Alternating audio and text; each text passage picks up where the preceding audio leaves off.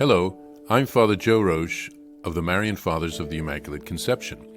Thank you for joining us as we continue with our year-long journey reading the diary of St. Maria Faustina Kowalska from beginning to end. Today we take up from where we left off, diary entry number 1488. Conversation of the merciful God with a soul striving after perfection. Jesus, I am pleased with your efforts, O soul aspiring for perfection, but why do I see you so often sad and depressed? Tell me, my child, what is the meaning of this sadness, and what is its cause? Soul, Lord, the reason for my sadness is that, in spite of my sincere resolutions, I fall again into the same faults. I make resolutions in the morning, but in the evening I see how much I have departed from them. Jesus, you see, my child, what you are of yourself. The cause of your falls is that you rely too much upon yourself and too little on me.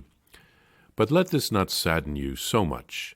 You are dealing with the God of mercy, which your misery cannot exhaust. Remember, I did not allot only a certain number of pardons. Soul, yes, I know all that, but great temptations assail me, and various doubts awaken within me, and moreover, everything irritates and discourages me. Jesus, my child, know that the greatest obstacles to holiness are discouragement and an exaggerated anxiety. These will deprive you of the ability to practice virtue.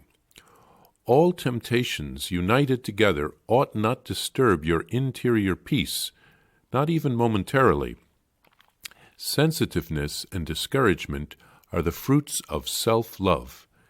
You should not become discouraged, but strive to make my love reign in place of your self-love. Have confidence, my child. Do not lose heart in coming for pardon, for I am always ready to forgive you. As often as you beg for it, you glorify my mercy. Soul, I understand what is the better thing to do, what pleases you more, but I encounter great obstacles in acting on this understanding. Jesus, my child, life on earth is a struggle, indeed, a great struggle for my kingdom. But fear not, because you are not alone. I am always supporting you, so lean on me as you struggle, fearing nothing. Take the vessel of trust and draw from the fountain of life, for yourself, but also for other souls, especially such as are distrustful of my goodness. Soul, O Lord, I feel my heart being filled with your love, and the rays of your mercy and love piercing my soul. I go, Lord, at your command. I go to conquer souls. Sustained by your grace, I am ready to follow you, Lord, not only to Tabor, but also to Calvary. I desire to lead souls to the fount of your mercy, so that the splendor of your mercy may be reflected in all souls, and the home of our Father be filled to overflowing. And when the enemy begins to attack me, I shall take refuge behind the shield of your mercy. Here, Jesus speaks with a soul that is striving for perfection.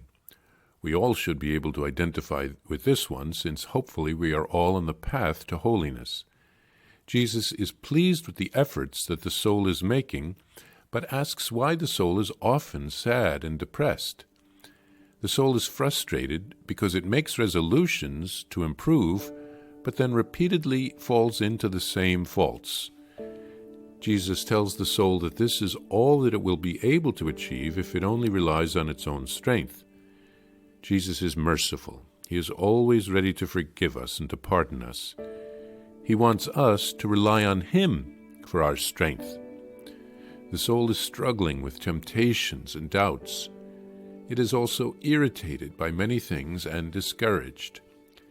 Jesus tells the soul that discouragement and an exaggerated anxiety are the greatest obstacles to holiness. We grow in holiness by practicing the virtues, good habits. The anxiety and the discouragement block this.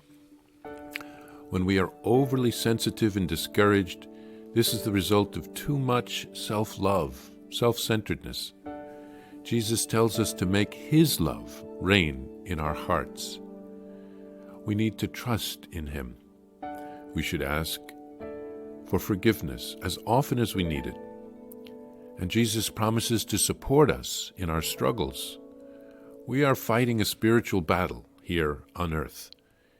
He calls us to trust in Him and to draw our strength from Him like lowering a bucket into a well. We can draw from the fountain for ourselves and for others.